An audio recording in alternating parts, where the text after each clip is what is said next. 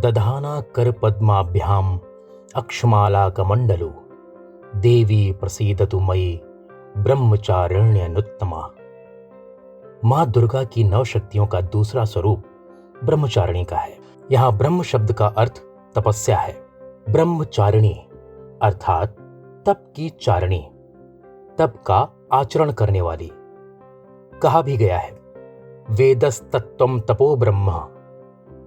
वेद, तत्व और तप ब्रह्म शब्द के अर्थ हैं। ब्रह्मचारिणी देवी का स्वरूप पूर्ण ज्योतिर्मय एवं अत्यंत भव्य है। इनके दाहिने हाथ में जप की माला और बाएं हाथ में कमंडल रहता है।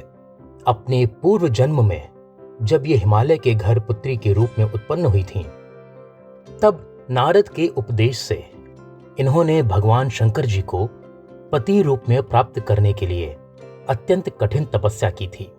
इसी दुष्कर तपस्या के कारण इन्हें तपश्चारिणी अर्थात ब्रह्मचारिणी नाम से अभिहित किया गया। 1000 वर्ष उन्होंने केवल फल मूल खाकर व्यतीत किए थे। 100 वर्षों तक केवल शाक पर निर्वाह किया। कुछ दिनों तक कठिन उपवास रखते हुए खुले आकाश के नीचे वर्षा और धूप के भयानक कष्ट सहे। इस कठिन तपश्चर्या के पश्चात 3000 वर्षों तक जमीन पर टूटकर गिरे हुए बेलपत्रों को खाकर वो भगवान शंकर की आराधना करती रहीं। इसके बाद उन्होंने सूखे बेलपत्रों को भी खाना छोड़ दिया। कई हजार वर्षों तक वो निर्जल और निराहार तपस्या करती रहीं। पत्तों अर्थात पर्ण को खाना छोड़ देने के कारण उनका एक नाम अपर्णा भी पड़ गया। कई हजार वर्षों तक इस कठिन तपस्या के कारण ब्रह्मचारिणी देवी का पूर्व जन्म का शरीर एकदम क्षीण हो उठा। वो अत्यंत ही कृशकाय हो गई थी। उनकी ये दशा देखकर उनकी माता मैना अत्यंत दुखित हो उठी। उन्होंने उन्हें उस कठिन तपस्या से विरत करने के लिए आवाज दी, ओ मां, अर्थात अरे नहीं या ओ नहीं। तब से देवी ब्रह्मचारिणी का पूर्व जन्म का एक नाम उमा भी पड़ गया था।